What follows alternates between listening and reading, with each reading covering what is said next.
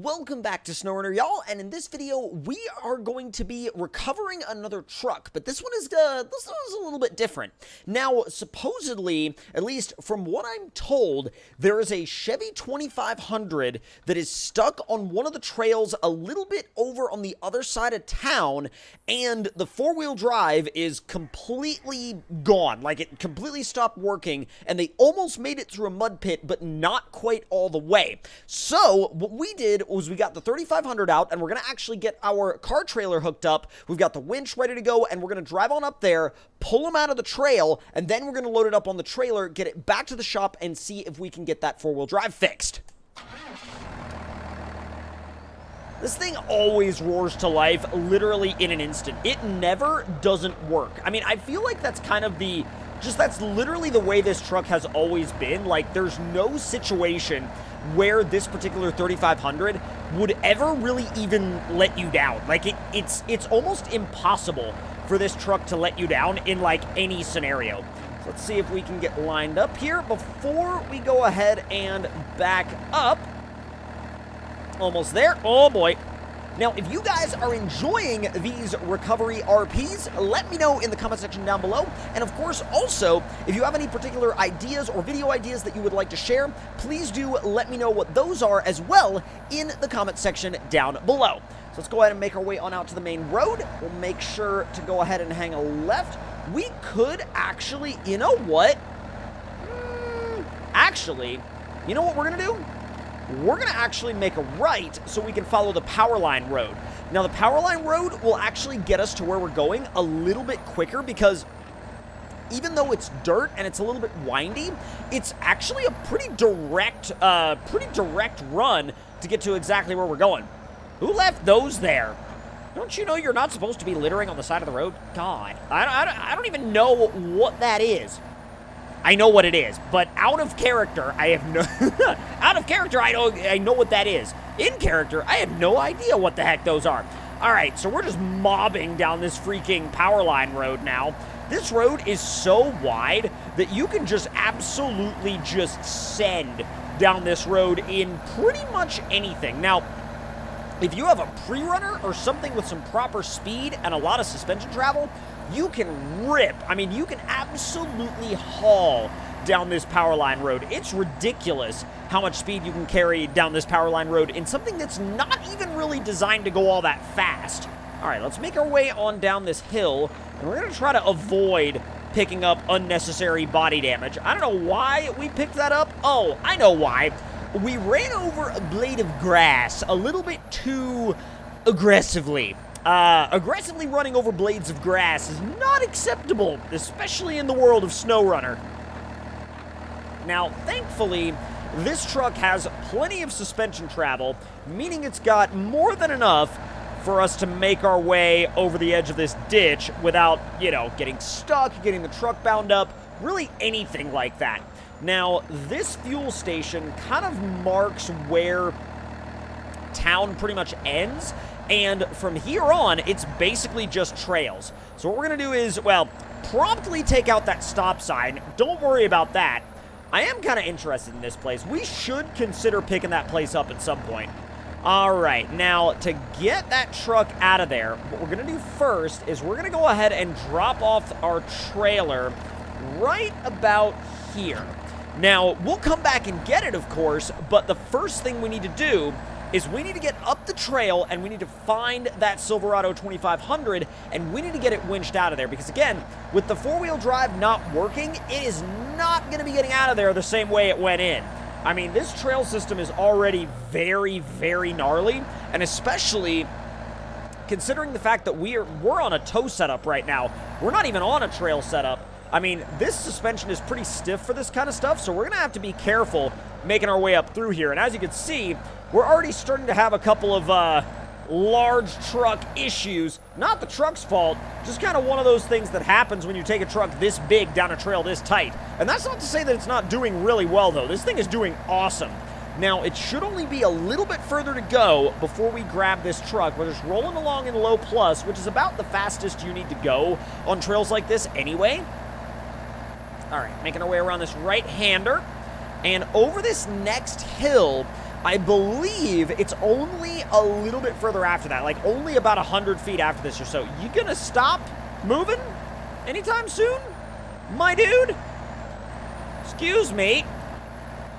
Well, I suppose we pushed it out of the way. We pushed it into space, one way or another. God, this mud is nasty. It's properly deep, too. All right, almost there. This is about where it's supposed to be. I don't see it. Are you down in the... Oh, there you are. There you are. All right, we're definitely going to make sure that we get a photo of that for the Recoveries album because, holy crap, that is definitely out there. It's out there, but it's also in there. All right, so let's go ahead and get a line hooked up to it. But before we get a line hooked up to it, we need to figure out a good spot to actually position ourselves. Don't worry about our rocker panels. There'll be a little bit of damage here and there. No big deal. All right, let's go ahead and put it in reverse and start to pull that thing out of there. Now, again, without four-wheel drive, they're not going to get very far in a section like that. Oh, my God, I'm about to go over. Oh, geez. All right. Good thing we have extra recovery gear because that was almost really bad. Well, it was really bad. And then we fixed it and prevented it from being extremely bad. Now, how far back do we want to get it before... Yeah, how far back do we want to get it before we actually turn this thing around? We're going to have to get it at least a decent way back before we get it turned around because there's no space for us to turn around right here. I'm also trying not to cause too much damage to that truck.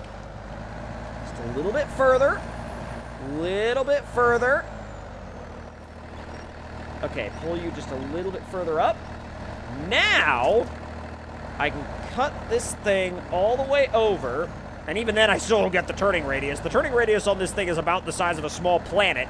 But let's turn this thing around as much as we can.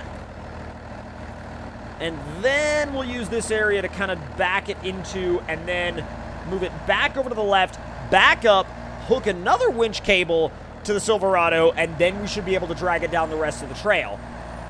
Why did you have to go and break your four-wheel drive all the way out here? Oh, that's right. Because it, well, I guess, to be fair, they didn't know their four-wheel drive was going to break once they actually were, you know, when they were on their way in here. All right, let's put it in low plus. I need a little bit more pace than that. Nothing super fast, but at least a little bit more pace than what we were working with just then. Don't hit me. Please don't hit me. That's always the issue that you deal with like, setups like this when you're dragging something out of a trail, is like, you don't want it to hit you. You know what I mean? Oh, my God. Catch it? I didn't catch it.